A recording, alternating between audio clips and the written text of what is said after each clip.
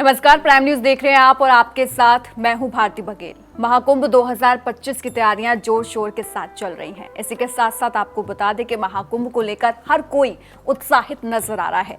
इसी बीच में तमाम सवाल भी उठ रहे हैं कि महाकुंभ में क्या करना चाहिए, क्या नहीं करना चाहिए, क्या दान करना चाहिए, पितृदोषों से कैसे मुक्ति पाए, तमाम तरीके के सवाल होते हैं।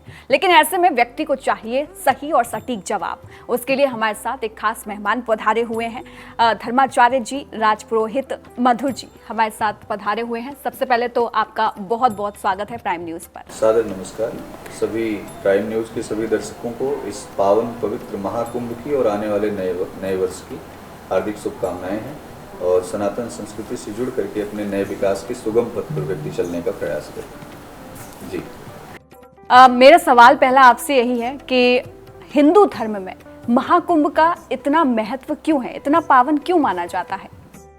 आदिकाल से अनादिकाल से ऋषियों की एक परंपरा है और प्राचीन कथाओं के अनुसार बताया गया है कि जिस समय समुद्र मंथन हो रहा था, समुद्र मंथन के समय भगवान विष्णु ने विश्व मोहिनी स्वरूप धारण किया और उसके बाद देवताओं में अमृत बांटने का कार्य किया, क्योंकि 14 रत्न निकले और 14 रत्नों में अमृत का एक स्वर्ण कलश जो साक्षात निकला वह धन्वंतरी स्वयं अपने हाथों में, आयुर्वेद के जो ज्ञाता हैं, प्रदाता हैं, उनके माध्यम से वह निकला।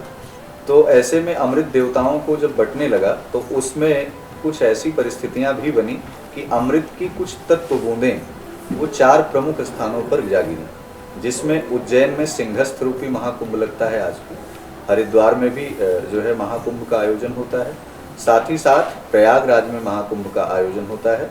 और यदि अन्य तीर्थों की बात करें तो कहा गया है कि 4 महाकुंभों में विशेषकर हरिद्वार और उज्जैन और प्रयागराज एक महाकुंभ और लगता है जो विशेषकर बताया गया है, जिसके बारे में ये भी कहा जाता है कि ऋषियों परंपराओं से अलग अनादिकाल में कुछ ऐसी परिस्थितियां बनी कि श्राप, दुर्वासा ऋषि के श्राप के कारण से कुछ देवताओं में, कुछ ऋषियों में, मुनियों में वह चीज़ें ऐसी व्याप्त हुई कि उनको अपने पापों से एक तरीके से मुक्ति प्राप्त करनी थी।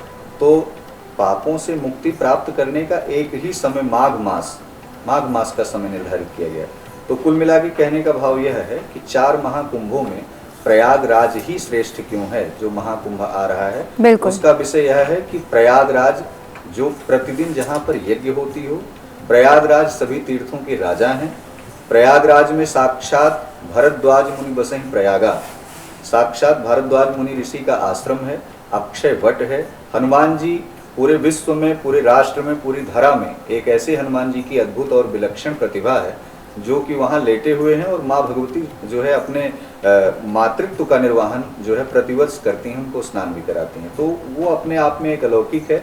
और ऐसे में महाकुंभ का यदि कहा जाए तो महाकुंभ की विवेचना जिन शब्दों में की जाए उतना कम है।